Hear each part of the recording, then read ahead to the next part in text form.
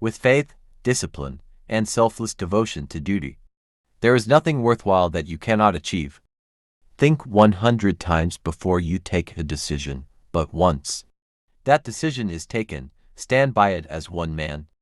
You are free to go to your temples, you are free to go to your mosques or to any other place of worship in this state of Pakistan. No nation can rise to the height of glory unless your women are side by side with you.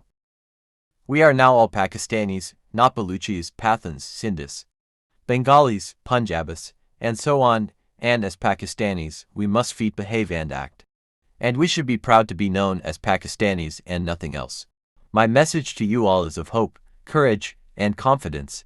There are two powers in the world, one is the sword, and the other is the pen. There is a great competition and rivalry between the two. In matters of conscience, the law of the majority has no place. I have nothing to do with this pseudo-religious approach that Gandhi is advocating. The first duty of a government is to maintain law and order, so that the life, property, and religious beliefs of its subjects are fully protected by the state. You have to stand guard over the development and maintenance of democracy, social justice, and the equality of manhood in your own native soil. I have always maintained that no nation can ever be worthy of its existence that cannot take its women along with the men. Failure is a word unknown to me. My guiding principle will be justice and complete impartiality. And I am sure that with your support and cooperation, I can look forward to Pakistan becoming one of the greatest nations of the world. There is no power on earth that can undo Pakistan. We are victims of evil customs. It is a crime against humanity that our women are shut up within the four walls of the houses as prisoners.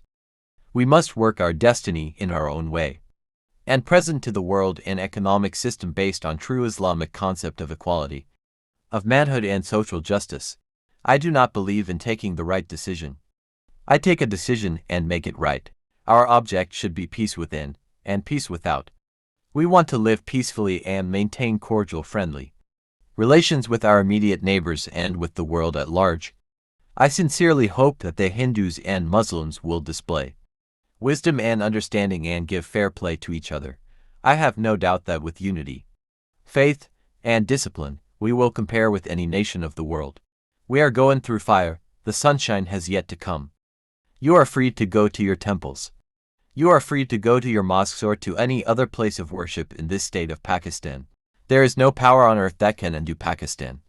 We should have a state in which we could live and breathe as free men and which we could develop according to our own lights and culture and where principles of Islamic social justice could find free play.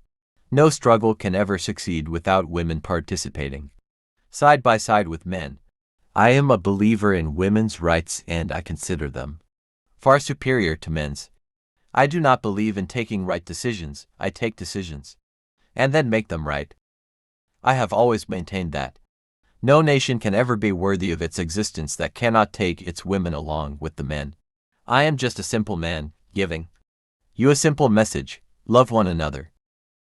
The story of Pakistan, its struggle, and its achievement, is the very story of great human ideals struggling to survive in the face of great odds and difficulties.